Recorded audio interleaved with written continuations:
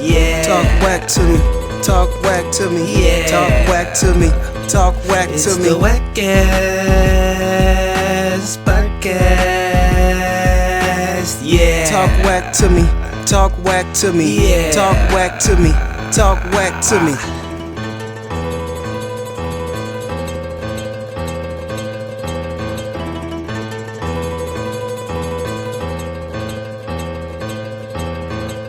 Whoa, whoa, whoa, whoa, whoa, whoa, whoa, whoa, whoa, whoa, whoa, whoa, whoa, whoa, whoa, whoa, ho, ho, ho. What is up, WACC people? Thank you so much for tuning in today, taking in our WACC wisdom. I hope everything's amazing for you all as always. I am your host, the Honorable OCT Octavius Haye.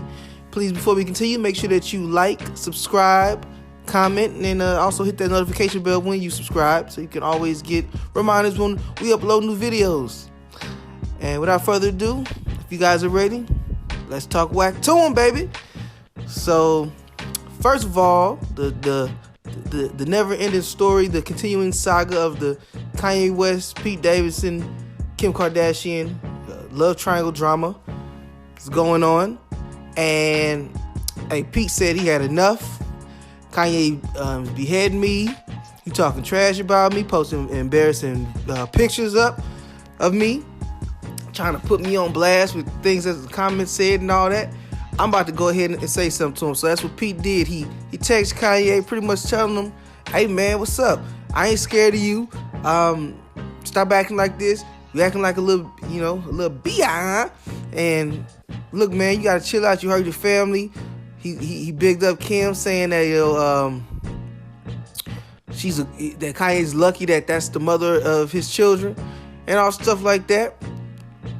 Now, one of the things he was saying was he want to help Kanye. He understands what he's going through. I have mental health issues as well, which I'm calling big cap on, because not that he has mental health issues, I know he does, but that he's so concerned about Kanye, because in that same, I guess, text message exchange between the two of them, Kanye was like, "Oh, you cursing now? Where you at?"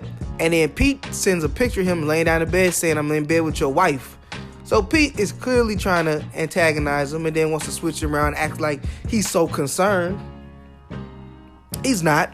I don't think he needs to be concerned, quite frankly. I'm not mad at him for snapping at Kanye like that. Kanye been saying all stuff. What I don't like is, like, bro, just stand by what you mean. You meant to big dog him. You meant to come there and talk your stuff. Got tired of this man disrespecting you. Don't try to all of a sudden flip around like, "Oh no, man, I'm just you make me mad, but I'm trying to help you still, man. I care. I want you to be good. I don't want my girl's children's father out here looking bad." It's like, man, you when you send somebody something like that, laying in bed talking about, "I'm laying next to your wife," you ain't hit nobody up to try to make peace or try to talk it out, have understanding. You hit them up to get a little saucy, man. you want to get a little saucy with Kanye. I feel you. I'm not mad at it. I mean, it's only so much a man can take. It's only so much anybody can take.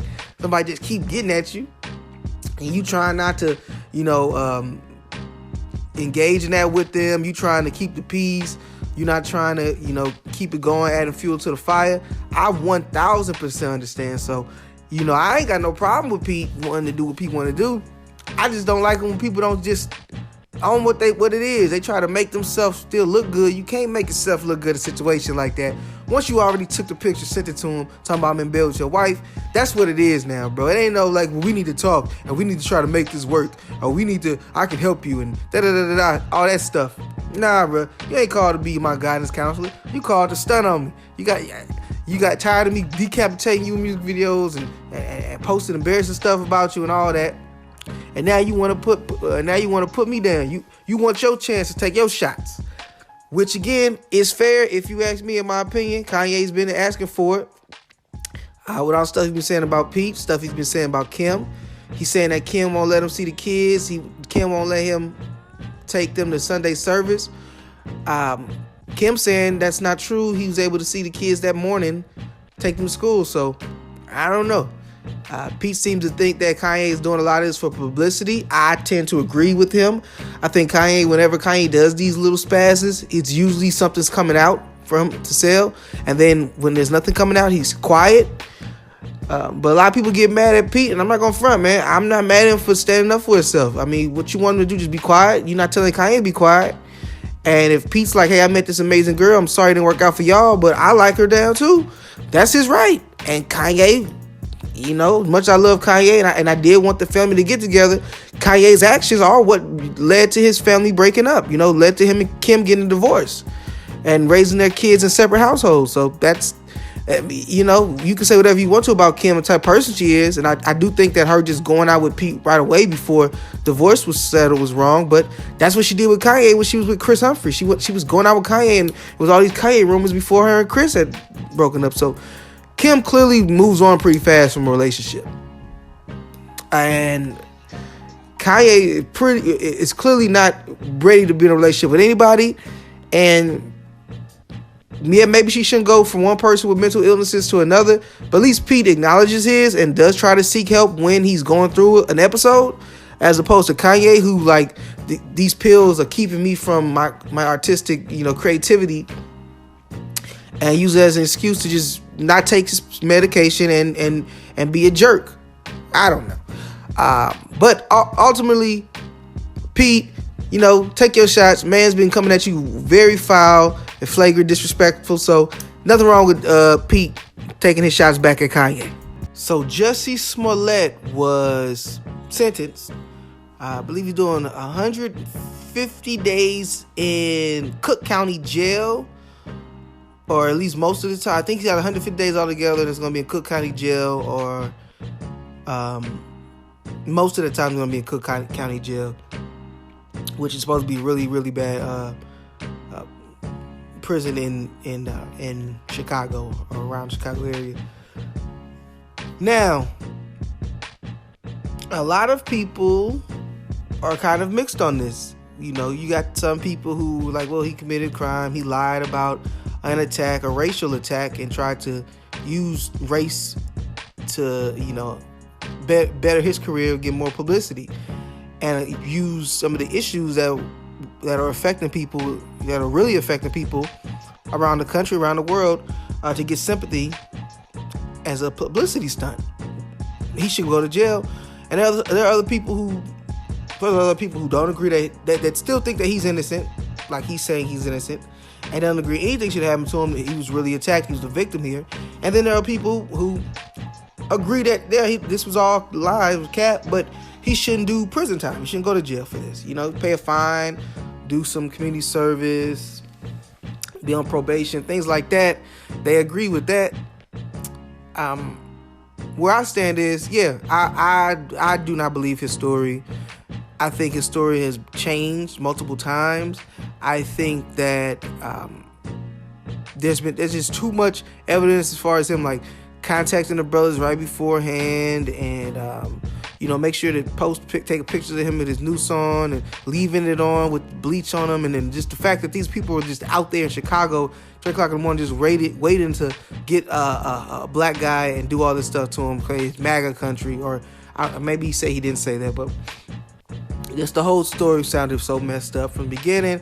And of course, as investigations went on, it started to crumble. We all started to realize it was crumbling for Jussie. Now, yes, I do believe that there should be some punishment for, falsifying police reports and all this, extravaganza crap, because it does take away resources from actual, police resources from actual crimes. When you just want to, trying to big up your Hollywood career. I don't think that prison is the answer. I think that that's just a little too far. He's already not able to work. He's being punished by the public eye. Of course, fine him. Of course, probation. Of course, community service. Make his life difficult. But come on, prison is just a step too far. I just do not agree with that. I don't think that that's necessary. I think he's guilty as all hell, and clearly it's agreed. But I think that this was more of an example being made out of somebody than actually trying to find a punishment that fit the crime. And in this case, I just don't think that the punishment fit the crime. Now, after being sentenced, Jussie, in typical Jussie fashion, had to go extremely overboard with it. And this is where I got really irritated with him. So he screams, so he asks the judge if he can speak. Judge lets him speak. And he starts going into this like, this glory type of like freedom fighter, Martin Luther King Jr., Malcolm X, you know, the finale of the film speech. You gotta rally the troops or something. I don't know what this was. When he goes on talking about, I didn't do this. I'm not suicidal. I'm not suicidal. Even the judge is like, all right. And he's like, I'm not suicidal. I didn't do this. I'm innocent and I'm not suicidal. And if I die, I didn't do it to myself. And sometimes I didn't do it to myself. And, you know, he said, and if I did this, it was a punch in the face of it was like, so you saying that if you did lie about this, then you were doing it for other people? Okay, that doesn't make any sense, but okay. The suicidal part, though. Jussie, don't nobody want to kill you, man. Ain't nobody trying to kill you, bro.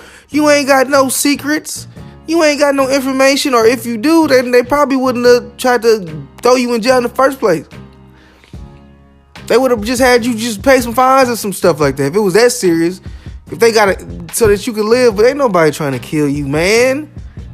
You ain't like what's his name? Jeffrey Epstein. Yeah, you not like him. Who had all this information, all the rich people that was coming to his island messing with children that he was gonna snitch on. You just some B-list, maybe C-list actor who was on a one-time successful television show that was losing viewers left and right, that had to do something that was desperate to hold on to the fame that they had amassed and pull some crappy, stupid, not well thought out publicity stunt and failed at it.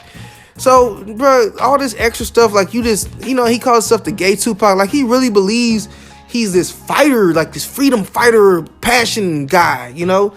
Like he's the passion of the Christ, the gay black Jesus. Or something like that. You know what I'm saying? Like, bro, you not. Just stop it. You just a freaking actor who did something stupid. And now you're going to go to jail, which I don't agree you should, but you're going to go to jail for a little bit of time. You're going to be out and you're going to go, hopefully, maybe you'll be able to find some work, bro. If you're not able to find a work, then that's on you.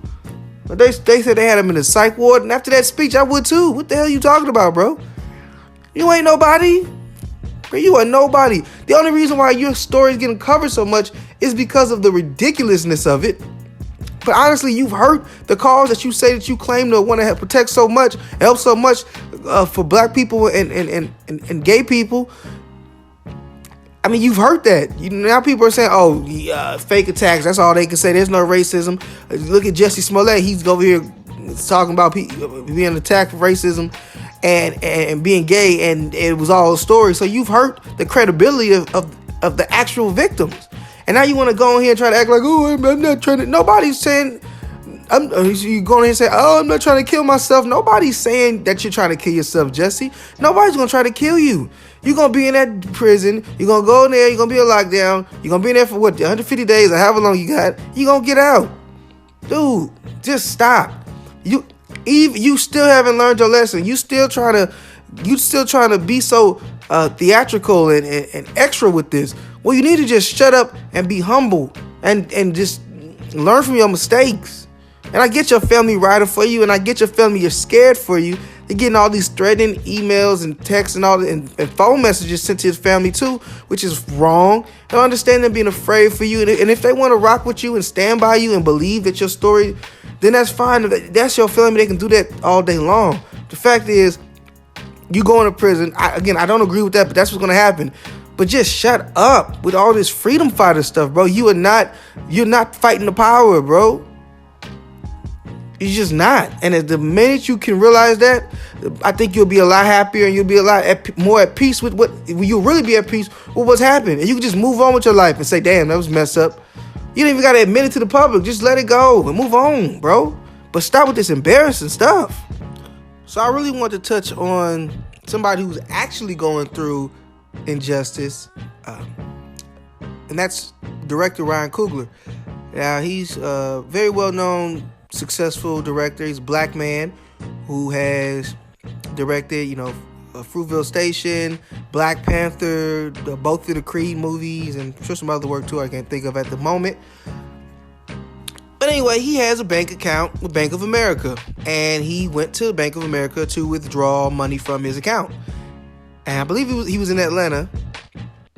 Now, when he goes there, he writes out the little slip. You go to Bank of America, you want to withdraw money, you got to fill out your little slip that has all your information.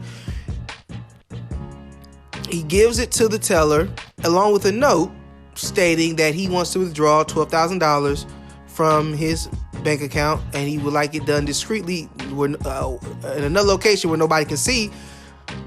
Now, the reason why he said this is because he doesn't want people knowing that he's getting $12,000 out of his account and walking out the door with it, just for safety reasons. Not saying he's scary or nothing, but yeah, that's fair. You don't want to even be put in a situation where you have to defend yourself.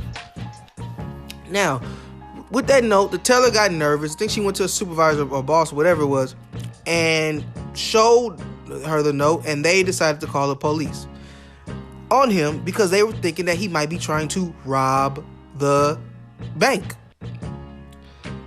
And officers come, they put Ryan Coogler in handcuffs and they questioned him, and I think they even arrested or just held on to the people that he had people in the car waiting on him.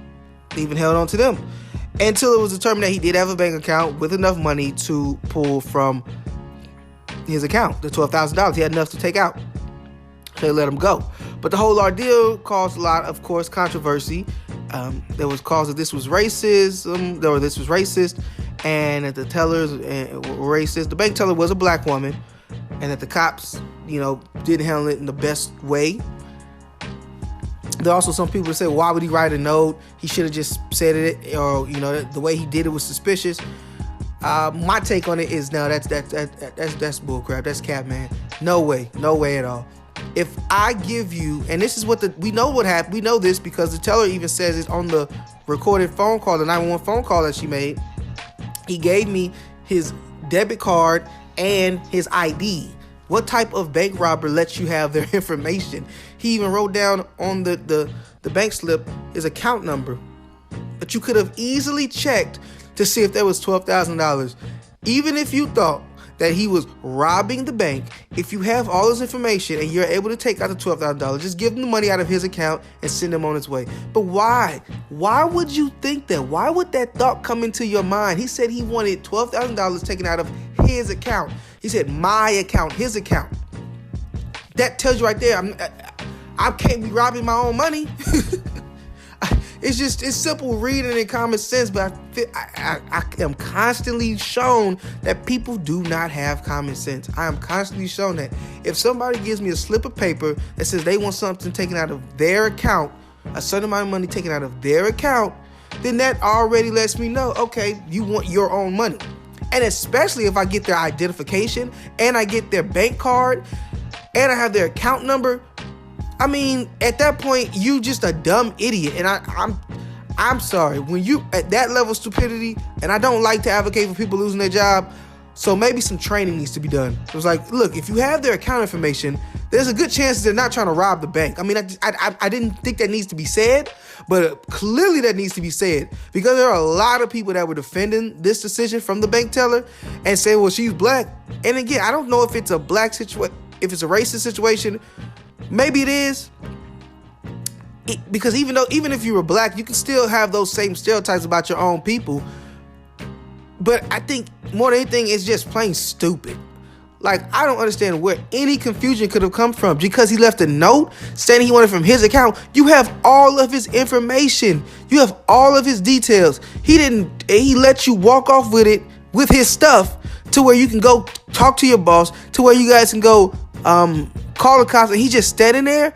You never once start to check it and get them and see how much money is in the account and then just pull it out and give him the amount of money in his account. That thought never crossed your mind. That's just so dumb. I don't understand how anybody could just not even think to just pull information that you have right in front of you. It's like you want there to be a problem. I don't know, man. Even if you didn't believe he had that much on his account, you have his account information. Just look. Just look. He said he wants to take it from his account. My account. My account. You have my bank card, my account number, my ID. What more do you want from me? You have everything you need to check and see that and verify that I have an account, that there's enough money to take out, and you just take that money out. What's the problem? And all the people that are making excuses, it's like, come on, man, stop. This is not the time to be making excuses. That was a bad call. That was a bad decision. Just what it is. We live in such a super sensitive, politicized area that you can't even just call something out for being wrong because it's like your side is losing, even when it's common freaking sense. That was a bad move by that teller and by that bank. And if I was Ryan Coogler, I would leave. You know, he said that they worked it out, that he discussed it with Bank of America, and he considers the situation handled. And then that's fine for him if that's what he thinks.